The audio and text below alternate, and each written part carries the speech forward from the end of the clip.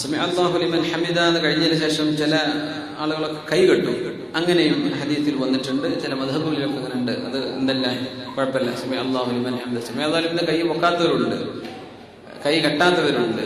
അങ്ങനെ സമി അല്ലാഹു ലിമൻ ഹമിദ ഇങ്ങനെ പറയും. സമി അല്ലാഹു ലിമൻ ഹമിദ, നമ്മൾ സമി അല്ലാഹു ലിമൻ ഹമിദ എന്നിങ്ങനെ കെട്ടും.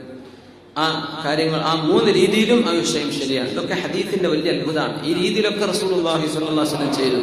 ഈ മദ്ഹബുകൾ അംഗീകരിക്കുന്ന ആളുകൾ ലോകത്തെല്ലാ ഭാഗത്തുള്ളതുകൊണ്ട് അത്തരം ഹദീസുകളൊക്കെ സജീവമായി ജീവിച്ചിരിക്കാൻ, ആ സുന്നത്തുകളൊക്കെ അങ്ങനെ ജീവിച്ചിരിക്കുകയാണ്. അങ്ങനെയാണ് ഇവിടെ വരുമ്പോൾ നമുക്ക് മനസ്സിലാവും. നമ്മുടെ നാട്ടിൽ ചെന്നാലും പോകും, ഇപ്പൊ അത്തഹിയാത്തിലൊക്കെ വിരലിങ്ങനെ അനക്കണ കണ്ടാൽ ചിലപ്പോൾ നമ്മളെ വിരലൊക്കെ എടുത്ത് മുറിച്ച് കളഞ്ഞേക്കും നാട്ടിലെ. പിന്നെ അത്തഹിയാത്തത് അറിയില്ല എന്നറിയാം. അത് സുന്നത്തിൽപ്പെട്ട തങ്ങൾ ചെയ്ത ഒരു ചെറിയ ഹദീസിൽ വന്നതാണ്. അങ്ങനെ ഫഹറകഹു, അങ്ങനെ തങ്ങൾ അനക്കിക്കൊണ്ടിരുന്നു. നമ്മുടെ ഷാഫി മദ്ഹബിന്റെ ഇമാമിയങ്ങളൊക്കെ പറഞ്ഞത് ഉയർത്തി വെച്ചാൽ മതി, അതിലേക്ക് നോക്കണം എന്നൊക്കെ സുന്നത്താണെന്നാണ്. എന്നാൽ അത് അനക്കണം സുന്നത്തുള്ളവരുണ്ട്. ഹനഫി മദ്ഹബിലൊക്കെ ധാരാളം ചെയ്യും. അതൊന്നും എന്തില്ല, തെറ്റല്ല. അങ്ങനൊക്കെ ഉണ്ട്.